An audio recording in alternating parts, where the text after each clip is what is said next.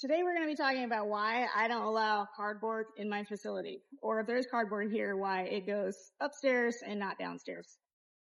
Now, I do ship a bunch of stuff, so I do have cardboard boxes here that I use to ship, but those all go upstairs. As you guys know, aquarium stores burning down is a very, very real thing. And so a lot of the times the way that we design things and the way that we place things is due to whether or not that's a high risk of fire hazard. There actually used to be a wholesaler that burned down. It's been quite a few years back, but because they had cardboard boxes beneath their frag tanks. So one thing that I always am very firm on is I usually don't make anything out of wood. You normally don't see me make stands out of like 2x4s or stuff like that. I usually just shell out the money to get metal stands made. Now there's still some stuff in this building that is left over from when I took over this business that is made out of 2x4s. Some of the stands are, but slowly over time, I'm slowly eliminating all of the flammable stuff that's in here.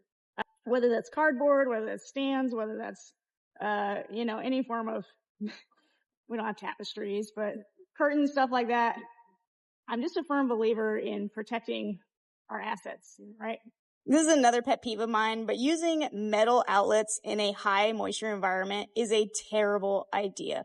Let's say this does get wet and one of the outlets starts smoking. Now I have to deal not only with that, but I have to deal with the potential of touching a wet metal outlet. Nah, I'm not doing that. So this is another one that is slowly being phased out of here. I've removed pretty much all of the metal outlets that we have. But the other thing too is that notice this outlet is attached to, a flammable object.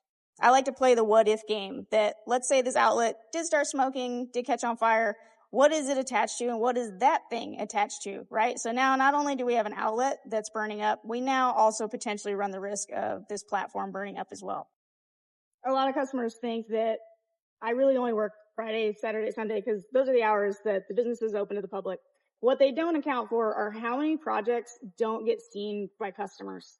All the stuff that I do that is working towards making sure this business is still here tomorrow, those are things that customers will literally never see. They will have no appreciation for it. They won't even know that I've done them 90% of the time. And I spend so much time working on liability limiting projects. I think that's just a holdover from my days of being a chemical engineer where that's literally what we used to do all day long. But in an aquarium store, there are so many things like that are these sort of process improvement projects that just, unfortunately, they aren't something that ends up in my bank account at the end of the day. They aren't something that, customers really see or appreciate, but they are a really important part of running a business. So I have no idea why I woke up today and decided that fire safety was going to be the topic of the day, but make sure your stuff is not flammable. If it is, limit the amount of flammable stuff. And if you can't limit it, have a fire extinguisher or two.